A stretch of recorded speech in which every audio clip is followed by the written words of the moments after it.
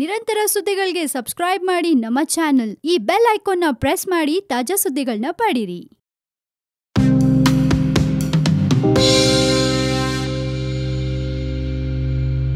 ನೋಡ್ತಾ ಇದ್ರ one India Kannada YouTube channel. ನಾನು ರಶ್ಮಿ.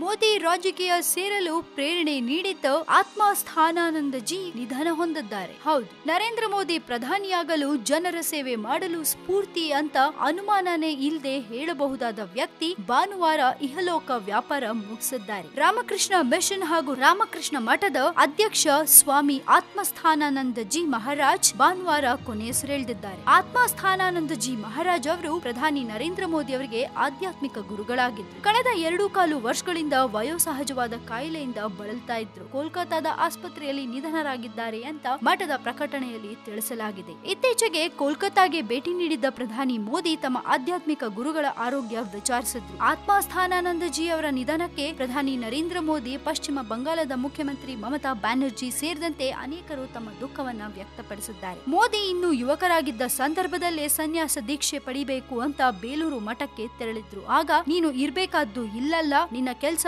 ಬೇರೆನೆ ಇದೆ ಅಂತ ಹೇಳಿ ಸನ್ಯಾಸ ನೀಡೋದಕ್ಕೆ ತಿರಸ್ಕರಿಸಿ ವಾಪಸ್ ಕಳಿಸಿದ್ರಂತೆ ಆತ್ಮಸ್ಥಾನಾನಂದಜಿ ಮಹಾರಾಜ್. ಅವರು ಹೇಳಿದಂತೆ ಇದೀಗ ನರೇಂದ್ರ ಮೋದಿ ಅವರು ದೇಶದ ಪ್ರಧಾನಿಯಾಗಿದ್ದಾರೆ. ಅಂಥ ಗುರುಗಳು ಇದೀಗ ಕೊನೆಯುಸಿರೆಳೆದಿದ್ದು ನರೇಂದ್ರ ಮೋದಿ ಅವರು ತಮ್ಮ ದುಃಖವನ್ನ ವ್ಯಕ್ತಪಡಿಸಿದ್ದಾರೆ. ಸದ್ಯಕ್ಕೆ ಸುದ್ದಿ ಇಷ್ಟು. ಇನ್ನಷ್ಟು ಸುದ್ದಿಗಳಿಗೆ ನೀವು ಮರಿಬೇಡಿ ಸಬ್ಸ್ಕ್ರೈಬ್ ಮಾಡಿ ನಮ್ಮ one India Kannada YouTube channel. ಜೊತೆಗೆ ಈ ನಮ್ಮ ವಿಡಿಯೋ ನಿಮ್ಗೆ ಇಷ್ಟವಾದಲ್ಲಿ ದಯವಿಟ್ಟು ಶೇರ್ ಮಾಡಿ, ಲೈಕ್ ಕೂಡ ಮಾಡಿ.